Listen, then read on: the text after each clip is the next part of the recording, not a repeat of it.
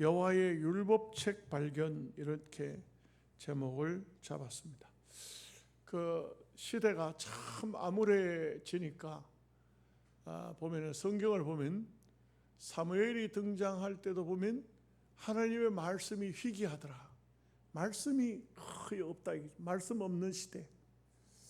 아마 엘리 제사장도 하나님 말씀을 굉장히 가까이 하지 않았던 것 같고, 하나님의 묵시, 하나님의 계시, 이런 것을 거의 들으려고 하지 않았던 것 같아요.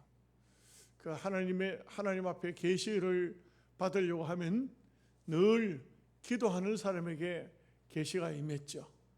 오늘 우리는 참 편리한 시대에 있습니다. 그죠? 성경을 얼마든지 언제든지 볼 수가 있지 않습니까? 옛날 구약 시대는 성경 한 권이 어마어마합니다. 우리가 보면은 구약의 성경이 원본은 거의 없어요.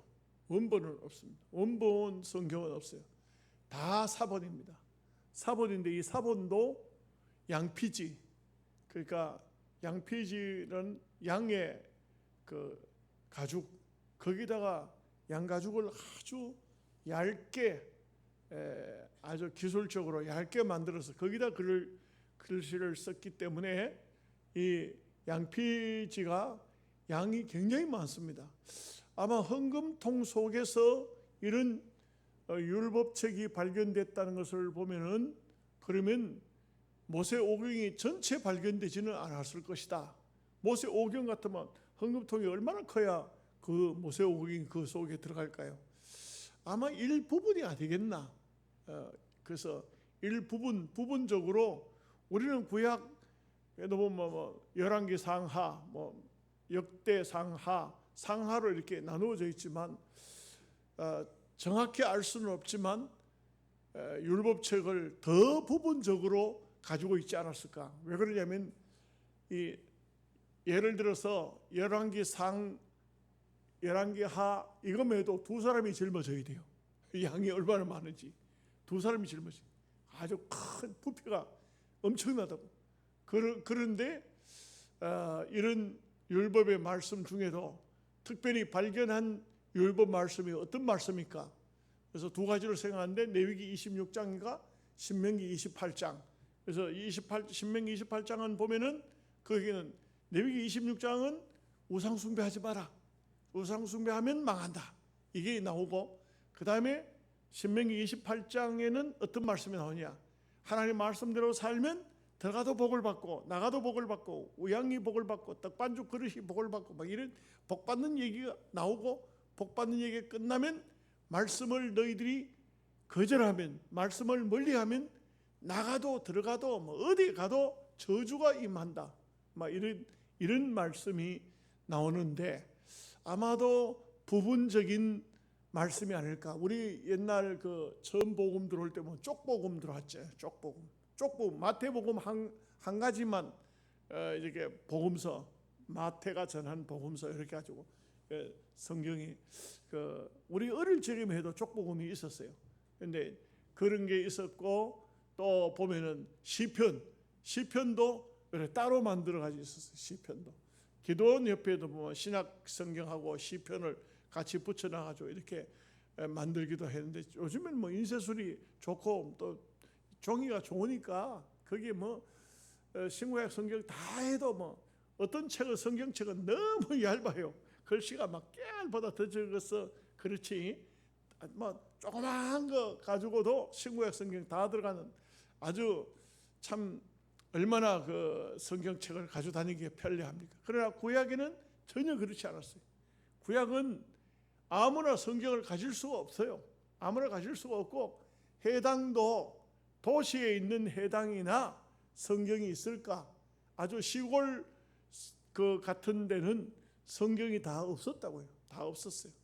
다 없었고, 대체적으로 보면 구전으로, 아브라함 이야기, 무슨 야곱 이야기, 이게 이제 유대인들은 어릴 적부터 해당에서 말씀을 배우다 보니까 이런 얘기들을 가지고 많이 전해요. 그런데 사람이 전하는 구전으로 하나님 말씀을 전하는 것은 한계가 있다. 한계가. 얼마큼 한계가 있냐? 사사시대의 제일 큰 문제가 뭐냐면은 하나님 말씀은 적혀놓고 자기 생각에 좋은 대로, 자기 소견에 옳은 대로 이렇게 하죠. 자기 딴에는 이게 옳다 싶은데 그 보면 실수를 얼마나 많이 합니까? 그 사사기에서 보면 그런 얘기도 나오잖아요. 단지파 어떤 여자분이 돈을 잃어버렸어. 은 1,000개를 잃어버렸어. 그러니까 막 돈을 가져간 놈은 막 저주를 받으라고 막 욕을 했어. 욕을 했더니 아들이 캥겨가지고, 아들이 훔쳐갔던가 봐. 아들이 캥겨가지고 그걸 가지고 어머니 잃어버린 돈 여기 있습니다 하고 딱 가져오니까 이 어머니가 미안하잖아요. 자기 아들을 막 저주하고 욕했으니까. 그러니까 내 아들을 위해서 하나님 앞에 내가 뭔가 해야 되겠다 해가지고 이걸 은으로 우상을 만들어요. 우상을 만들어가지고는 레위지파 소년 하나를 제사장으로 갖다 들러가지고 그래가지고 네가 우리 가족을 위해서 가정의 제사장이 되어라. 이래가지고 은으로 만든 우상을 세워놓고 그리고 가정의 제사장을, 이게 얼마나 웃기는 얘기입니까? 예수 믿는 성도는 가정에 뭐 기도방은 따로 만들 수 있어요. 그렇지만 이런 어떤 형상을 갖다 놓고 이게 하나님이다 하고 그게 하나님이 될 수가 없어요. 어떤 형상도 만들지도 말고 어떤 형상에도 절하지도 말고 어떤 형상에도 섬기지도 말라는 것이 하나님의 말씀이에요. 근데 이 구약 시대가 어두워지니까 제사장도 성경을 안 봐. 그리고 뿐만 아니고 선지자도 없어요. 선지자가 없어. 여러분, 가장 사사시대 어두울 때가 뭐냐면 남자들이 기도를 하지 않으니까 대부분 하나님은 남자들에게 그 당시 보면 왜 그러냐면요, 그 사회에 맞추어서 하나님께서 사람을 주시는 것 같아요. 일꾼들을. 조선시대 같으면 양반들 속에다가 우리나라에 복음이 들어왔을 것 같으면 양반들 속에다가 복음을 줘야 되지, 이게 여자들이라 상놈들에게 복음을 주놓으면 전하기가 어려워요. 양반 집에 상놈이 함부로 들어가냅니까? 그러나 양반은 상놈 집에도 들어가고 이 집에도 저 집에도 다 들어갈 수 있지만 또 여자들은 안 돼요. 여자들은요, 우리가 어릴 적이면 해도 어떤 일이 어떻게 되냐면, 여러분 혹시 여자분들은 좀 기분 나빠하지 마십시오. 옛날에 그랬다는 이 풍습적으로 그랬어요. 정월 초하루가 됐는데 집에 여자가 먼저 들어오면 재수없다고 소금 뿌렸어요. 아세요? 우리는 그랬어요. 그 남자가 먼저 들어와야 돼. 그리고 여자들은 출입하는 것도 굉장히 쉽지 않았어요. 심지어는 정월 초하루가 아니라 할지라도 여자들이 먼저 지나가면은 기분 나쁘다고 하고, 왜 그런지 모르겠어. 그렇게 했었어요. 그런데 그 당시 사회적인 풍습이에요. 그런데 이 사사기 시대에도 보면은 다 보면 그 시대적인 풍습이 있잖아. 그런데 남자들이 얼마나 기도를 안 하니까 하나님의 계시를 받을 수가 없고 하나님의 은혜를 입을 수가 없으니까 선자가 없었어요. 그러니까 드보라 같은 선자가 나왔다 이거야. 오늘도 보면 홀다 이 선지자, 여선지자가 나왔잖아요. 평범한 여자예요. 그런데 그 시대에 기도한 사람이 아무도 없고 말씀을 가까이 하지 않고 하나님의 음성을 들으려고 하지 않으니 하나님께서 여자 선지자를 냈다 이거예요. 여자 선지자를 냈다. 오늘날 보면은 여자 목사들이 많이 나오잖아요. 여자 목사들이 많이 나와요. 이건 왜 그러냐? 어째 보면은 이 목사님들이, 주의 종들이 기도하지도 않고 전부 정치에 빠져 있고 막 세상에 빠져 있고 무슨 이렇게 하니까, 그러니까 여자들에게 목사를 안수하게 하는 이런, 그래서 우리 합동 측에서는 아직 그 여자 목사가 없습니다만, 이번에 이제 산불이 났을 때 어떤 분이 전화가 왔어요. 전화 와가지고 그래가지고는 총회장, 어느 교단에 총회장이 경안로에 내려가니까, 임원들하고 내려가니까 목사님 좀 나오라 하는 거예요. 내가 그래서 산불 난 지역에 모금을 해가지고 그 총회에서 모금을 해가지고 온다는 거예요. 그래가지고 이제 총회장이 이렇게 연결했는데 보니까 여자분이야. 세상에 여자분이 총회장이 어디 있을까? 그래가지고 어느 교단일까? 그랬더니 이 합동이야, 합동. 합동은 합동인데 합동 성총회라고 이렇게 이름을 붙였더라고. 근데 야, 이게 또 기가 막힌 게 총회 임원들이 쫙 내려왔어. 임원 9명, 총무 1명. 근데 몽땅 다 여자야. 그냥 물어보지도 못하고, 야, 참. 근데 나중에 이제 이야기를 해요. 우리는 여자 목사 총회라는 거예요. 여자 목사들만 있는 총회래. 그 세상에 그 여자들만 큰 중형되는 버스를 가지고 왔는데 운전하는 사람만 남자야. 몽땅 여자. 총회장, 뭐 서기, 회계, 총무 다 여자들이고 몽땅 여자들이고 그리고 그냥 운전하는 사람만 남자분이야. 그 남자분은 이 총회장하고 이분들이 활동할 자기는 바깥에서 그냥 들어오지도 않아. 예배드리는데 들어오지도 않고 바깥에 있고.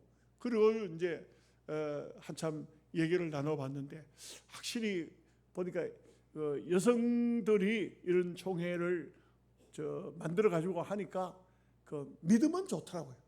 믿음은 좋아요. 그래서 참 말도 믿음으로 하고 모든 게 막 농담도 없고 참 부드러우면서도 믿음으로 하더라고요. 그 시대가 마지막 종말이 가까이 가지 않습니까? 종말이 가까이 가요.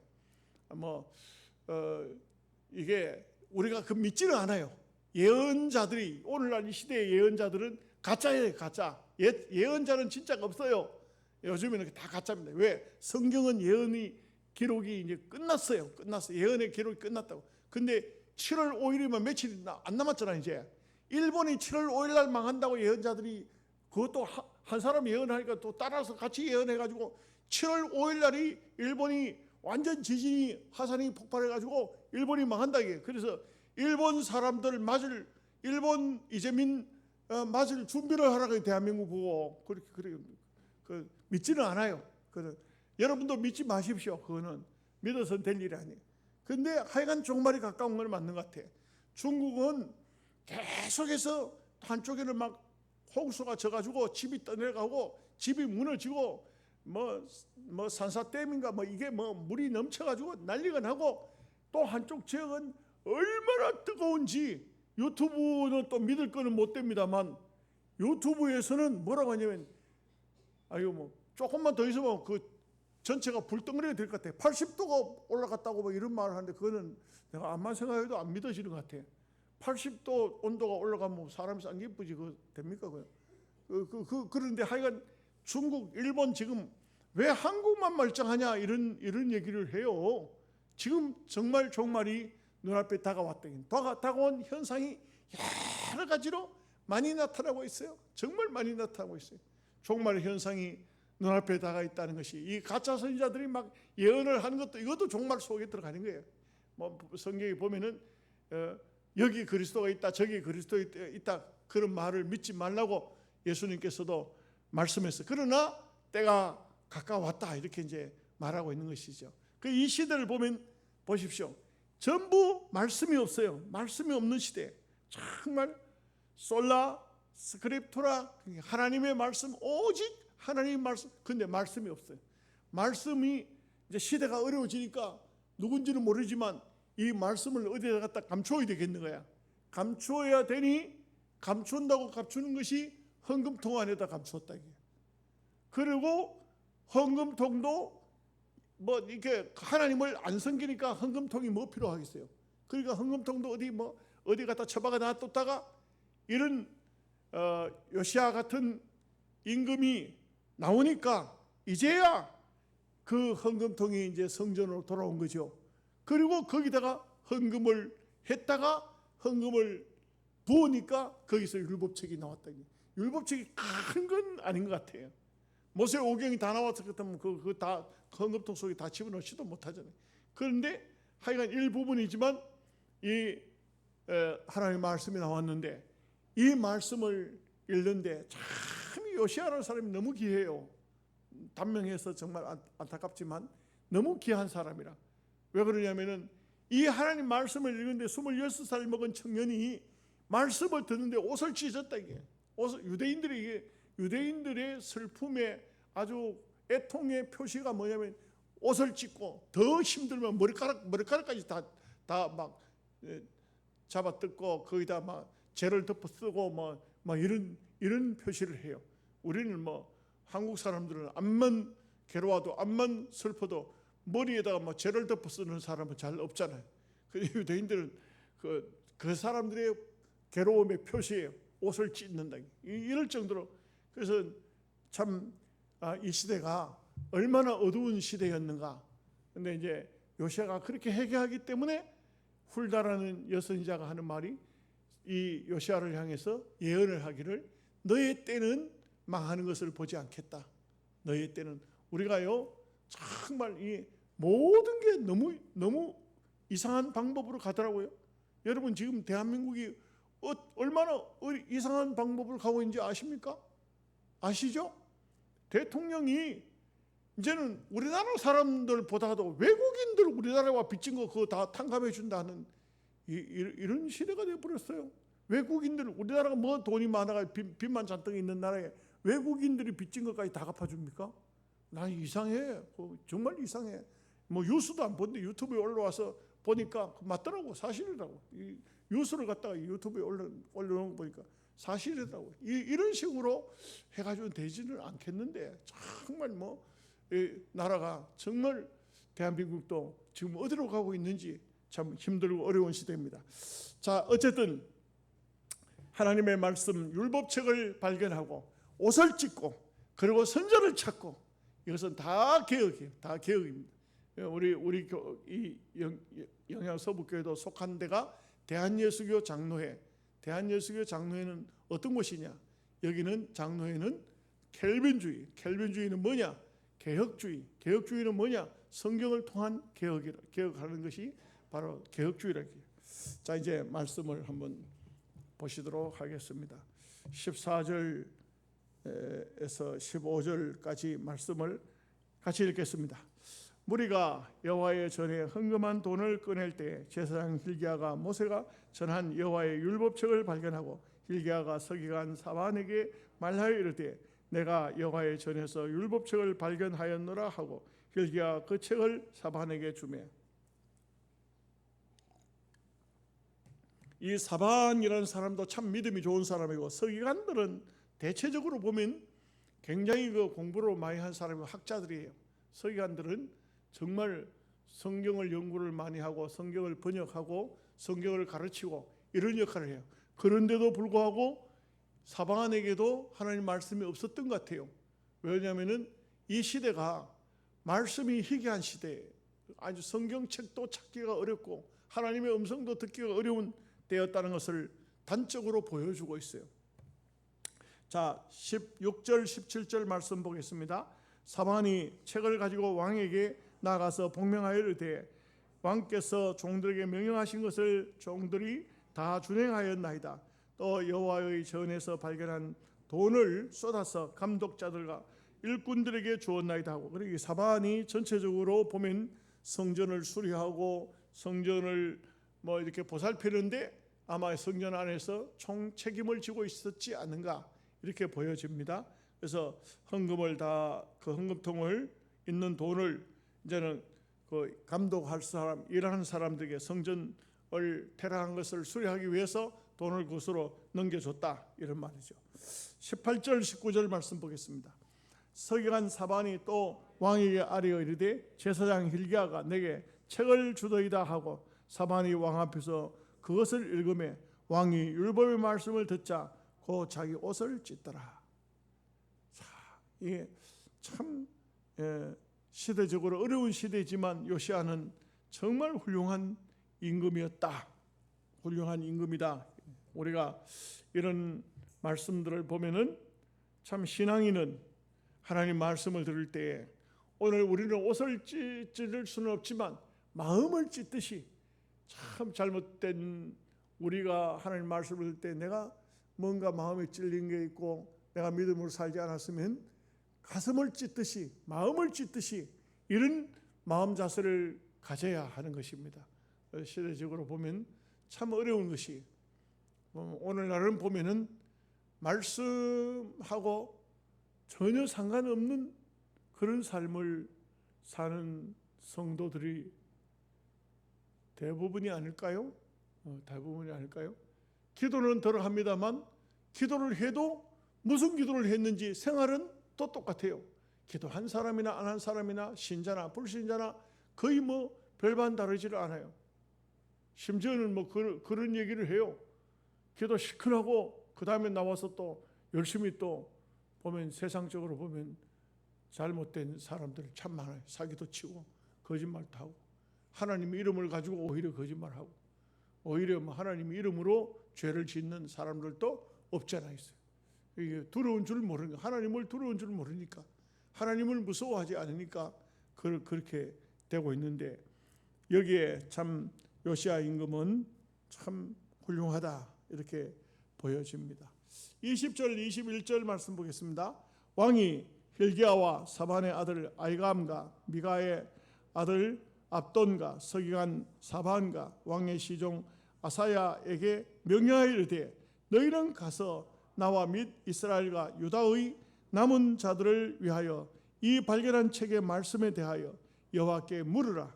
우리 조상들이 여호와의 말씀을 지키지 아니하고 이 책에 기록된 모든 것을 준행하지 아니하였으므로 여호와께서 우리에게 쏟으신 진노가 크도다 하니라. 알고 있어요. 요시야 임금이 정확히 알고 있습니다. 자기 아버지, 자기 할아버지 얼마나 많은 죄를 지었는지, 참 그런 죄를 짓고 나라가 종말이 다가왔구나, 가까이 왔구나, 현실적으로 이제는 망할 때가 됐다는 것을 다 알고 있어요. 다 알고 있어요. 그러니까 어떻게든 간에 요시야는 백성들을 하나님 앞으로 인도하고 싶고 바르게 세우고 싶고 하지만 그러나 참 어려운 거예요. 그래서 선지자를 찾아서 이 말씀을, 율법을 가지고 가서 선지자에게 물으라, 하나님께 물으라, 이렇게 이제 말을 한 것이죠.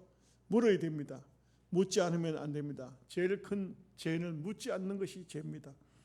다윗과 사울의 모습을 보면 사울은 묻지 않습니다. 다윗은 다 묻습니다. 하나님 어떻게 할까요? 여러분들도 한번 그렇게 한번 시험을 한번 해보십시오. 하나님께 묻고 하나님께 기도하고 결정하는 거 하고 여러분이 그냥 결정하는 거 하고 어떨까요? 여러분 어떤 일이든지 무슨 일이든지 지금도 똑같습니다. 하나님께 묻기 시작하면 하나님, 내가 오늘 이러이러한 일을 해야 되는데 이거 어떻게 해야 됩니까? 하나님께 묻게 되면 그러면 하나님은 분명히 길을 안내해 주고 분명히 성령의 감동을 주시고 분명히 돕는 사람을 주시고 하나님은 되게 하시고 실패하지 않게 하시고 우리에게 성공의 길을 열어주시는 겁니다. 이런 재미를 붙여야 돼요. 이런 기도의 응답을 받아야 돼요. 저도 참 총회적으로 어려운 일들을 많이 겪을 때마다 그럴 때마다 우리 성도들에게 기도를 부탁했어요. 기도를 부탁했는데 그 기도의 부탁이 나중에 보면 좋은 결론이 나오더라고요. 네. 또 이제 설교 시간이지만 여러분들에게 기도를 좀 부탁해야 되겠어요. 부탁해야 되고 저도 기도를 해야 되지만 해야 되는 게 이게 뭐냐면은 이제 우리 노예 안에 문제지만 영덕교회가 이제 해결이 다 돼가는 입장인데 이제 이제 또 목사 쪽에서 장로 쪽에서 하는 말이 당신은 우리 경안노회 목사도 아니다. 목사를 향해서 그렇게 말했어요. 그러니까 왜 아니냐 하고 물으니까 총회 홈페이지에 들어가 보니까 대표자는 장로로 돼 있지 당신의 이름은 없다 이래 됐어요. 그래서 이게 얼마나 별거 아닌 것 같지만 얼마나 심각합니까? 교인의 대표는 장로지만 교회의 대표는 목사예요. 그런데 그 교회가 노예로부터 행정 중지를 당해가지고 또 이 총회가 그 목사를 벌을 줘라, 벌을 안 주니까 총회가 경안 노회를 5년간 행정 중지를 시키고 천서 제한을 시켰다가 그 다음에 풀어줬는데 그 교회에도 행정 중지를 총회가 해놓은 상태죠. 해놓은 상태인데 노예가 해놨으니까 같이 해놓은 상태인데 그런데 이 누군가가 장난을 했어요. 누군가 장로를 해가지고는 당연히 목사고 장로고 거기는 이름이 전체 아무 공문도 뗄 수 없고 아무것도 할 수 없도록 되어 있는데 목사는 다 빠졌는데 거기에 대표자를 장로를 딱 넣어놓은 거예요. 총회가 그렇게 했어요. 그래놓고는 목사 쪽에서 왜 거기에 대표가 교회 대표가 장로가 들어가 있느냐 하니까 나는 내가 없을 때 전에 해놓은 거기 때문에 나는 모른다. 이걸 하려고 하면은 노회가 공문을 보내라. 그러면 해주겠다 그래요. 자, 제가 또 노회장이에요. 제 이름으로 공문을 보내야 되는데 보내가지고 그걸 다 이름을 없앤다 하면 또 그 장로가 자기 교회 목사를 욕하다가 이제는 또 나를 욕하기 생겼다. 욕하는 거는 뭐 내가 얼마든지 욕하는 건 괜찮아요. 근데 또 자칫 잘못하면 교회 현수막 들고 교회 앞에 쫓아와가지고 왜 총회에다가 그런 공문을 보냈느냐. 이게 얼마나 자기네들 죄를 합리화시키는 사람들 때문에 자기가 지은 죄는 자기들은 무슨 잘못을 해도 무슨 죄를 지어도 거기에 건드리는 사람이 있으면 무조건 가서 데모하고 감치고 욕하고 제가 막 감금을 당하고 옆구리를 주먹으로 쥐어박히기를 당하고 어디 가는데 저 앞을 가로막고 이래도 제가 전혀 그 사람하고는 상대를 안 했어요. 그랬더니 저를 또 막 고소를 했는데 고소가 이제 얼마 전에 막 앞에 나와서 나팔 들고 떠들고 하던 사람이 나를 공수처에다 고소를 해서 공수처에 고소된 게 대구 지방청으로 왔다가 영덕지청으로 와서 가서 조사를 다 받고 고소를 한 것을 다 했는데 내용이 이렇게 됐어요. 혐의 없음. 혐의 없다는 것은 죄가 없다 이 말이에요. 그 다음에 증거 불충분. 이거는 무슨 뭐 제게 어떤 갖다 걸었지만 그러나 이게 증거 불충분이라는 것은 증거가 안 된다 이게. 그 고소가 안 된다 이게. 그 다음에 또 한 가지가 보면은 기각이라는 것은 이거는 말도 안 되니까 이거는 상관이 없다 이게. 그래서 다 이게 해결이 됐어요. 저는 개인적으로 해결됐는데 그러니까 또 장로들이 또 나를 고소했어요. 똑같은 걸 가지고 똑같이 또 고소를 했어요. 그 또 영도지청에 또 넘어가요. 영장경찰서 또 고소를 받아요. 그러니까 다른 분이 저보고 그래요. 그러지 말고 박 목사님 그 사람들을 고소하세요. 이 혐의가 없다는 거, 기각되는 거, 증거 불충분이면 무고를 당했다 이 말이에요. 여러분 세상 법적으로 말하면 무고를 당했으니까 고소를 하라 이게요. 나는 안 한다.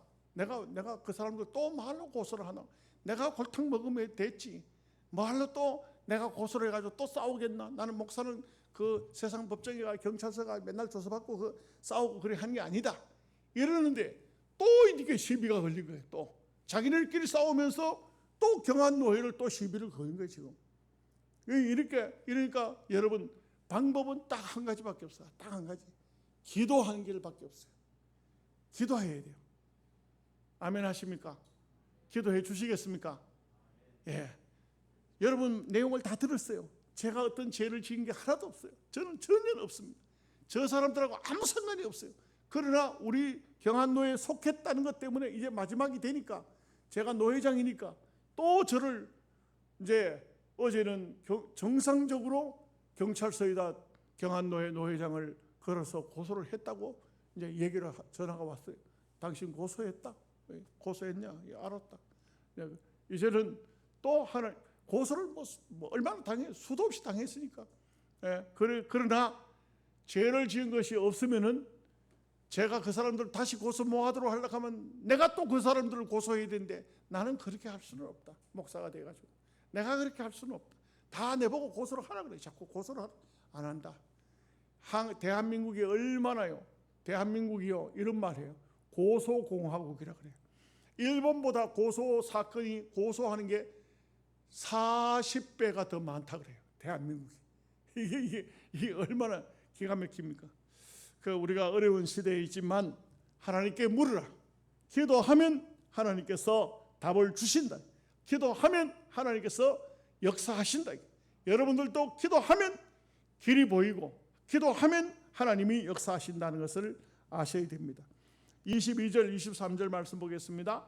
예, hil기야와 왕이 보낸 사람들이 여선자 훌다에게로 나아가니 그는 히스라엘의 손자 도가세의 아들 아들로서 예복을 관리하는 살룸의 아내라. 예루살렘 둘째 구에게 살았더라. 그들이 그에게 이 뜻을 전하며 훌다가 그들에게 이르되 이스라엘의 하나님 여호와께서 이같이 말씀하시기를 너희는 너희를 내게 보내는 사람에게 말하라 하시니라. 이제 훌다가 이제 어떤 계시의 말씀, 하나님 말씀을 전하느냐. 24절 25절 보겠습니다. 여호와께서 이같이 말씀하시기를 내가 이곳과 그 주민에게 재앙을 내리되 곧 유다 왕 앞에서 읽은 책에 기록된 모든 저주대로 하리니 이는 이 백성들이 나를 버리고 다른 신들에게 분향하며 그의 손의 모든 행위로 나의 노음을 샀습니다. 그러므로 나의 노여움을 이곳에 쏟음에 꺼지지 아니하리라 하라 하셨느니라. 그러니까 결국은 이 말씀을 볼 때 율법책을 발견했다는 거 보면 신명기 28장에 맞는 것 같아요. 신명기 28장에 보면 너희가 나를 청종하는 데서 말씀을 떠나고 말씀대로 살지 않을 때는 이 모든 재앙이 너희들에게 임하리라. 근데 이제 이 재앙이 이제 온다 이거예요. 마지막 종말에 재앙이 온다 이거예요. 그 왕에게가 전하라는 거예요. 너희들을 내게로 보낸 그 왕에게 전하라는 거예요. 이 지역에 이 땅에 그런 재앙이 내려오겠다.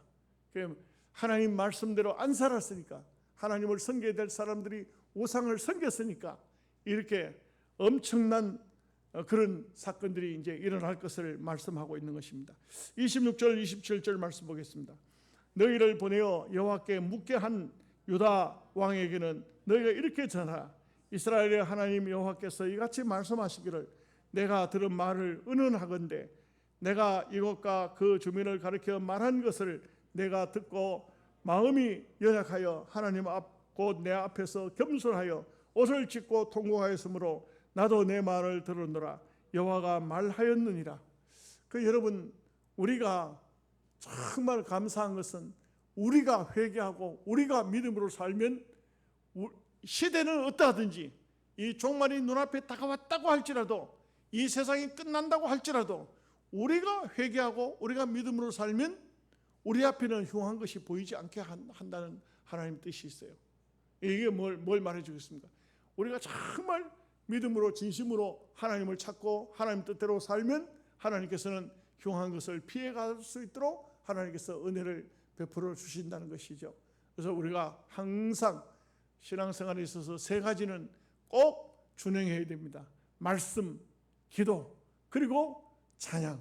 어떤 상황 속에서도 찬양해야 됩니다. 어떤 상황이 다가오더라도 하나님 앞에 감사 노래해야 합니다.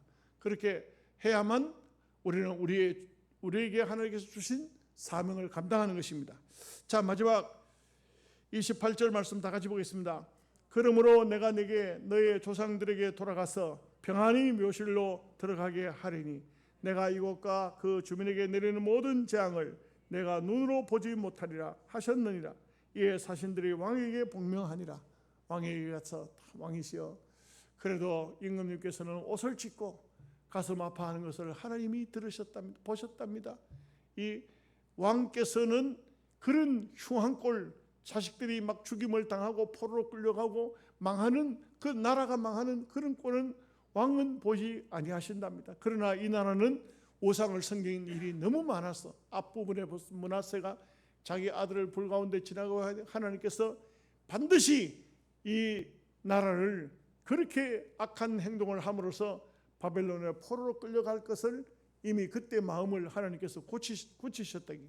그러나 하나님은 영원히 망하기는 안 하시는 것이 다윗과 약속된 게 있고 또 하나님께서는 결국은 포로로 끌려가서 70년 종사를 하고 엄청 고생하지만 그리고 돌아와서 다시는 우상을 섬기지 못하도록 하는 것이 하나님의 뜻이 계신다는 것을 말해주고 있는 것이죠. 자, 우리는 이런 말씀 속에서 우리는 언제나 하나님 말씀, 율법책을 하나님 말씀을 가까이 하고 그리고 하나님께 묻고 늘 물어야 됩니다. 늘 물으십시오. 여러분 부모는 자식을 앞에 놓고 하나님께 물어야 됩니다. 하나님, 내 자식이 어느 학교를 가야 되겠습니까? 내 자식이 무슨 공부를 해야 되겠습니까? 내 자식이 어디 가서 취직을 해야 되겠습니까? 어디 가서 살아야 되겠습니까? 다 자식을 위해서도 묻고 여러분의 삶도 묻고 여러분의 생애도 물으십시오. 저도 목사지만 계속해서 묻습니다. 하나님, 나의 종말이 어떻게 됩니까? 나의 마지막은 어떻게 되겠습니까? 하나님, 나의 삶은 어떻게 되겠습니까? 하나님, 나의 삶을 하나님 잘 인도하여 주시고 하나님 앞에 그렇게 기도합니다. 여러분들도 기도해야 됩니다. 자기 삶보다, 자기 기도보다 더 중요한 게 없어요.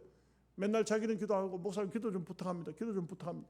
그 목사가 기도한들 그렇게 속속들이 어떻게 다 알아요? 여러분이 여러분의 자녀들, 여러분 가정, 여러분의 생활, 여러분 가계부를 다 알지 제가 어떻게 다 합니까? 여러분들이 여러분들의 개인적인 사정 모든 것을 하나님께 가지고 나가서 하나님께 물으라. 하나님께 묻자. 하나님께 물을 때 하나님께서 여러분들에게 길을 알려주시고 성령의 감동을 주시고 은혜를 주시고 하나님께서는 잘되게 하신다는 것입니다. 그래서 하나님께서 주시는 이 복이 여러분들 모두에게 말씀을 통해서 임하시기를 간절히 바랍니다. 하나님 아버지 감사합니다. 오늘 그 어두운 시대에 율법책을 발견하여 요시야 임금은 율법의 말씀을 읽을 때, 말씀을 들을 때 옷을 찢었습니다. 마음이 너무나도 아팠다는 것을 알 수 있고 선자를 찾았습니다. 선자가 얼마나 희귀했는지 여자 선자가 나타났습니다. 이런 때에 여자 선자의 말씀을 들으니까 이 요시야 임금은 그래도 하나님 앞에 바로 서 있으니 그러니 하나님께서 험한 꼴은 보지 않겠다고 말씀해 주고 있는 것을 알 수가 있습니다. 우리가 하나님 말씀을 언제나 가까이 하고 말씀대로 순종해 사는 저희들 되게 해 주시옵소서. 유다 왕국의 마지막 때와 같이 오늘 우리가 살고 있는 시대도 마지막 시대를 살고 있는 듯합니다. 참으로 어렵고 힘든 시대가 아닐 수 없습니다. 그렇지만 우리가 하나님 말씀 앞에 깨어있고 경성할 수 있는 저희들 모두가 되도록 역사해 주옵소서. 예수님의 이름으로 기도하옵나이다. 아멘.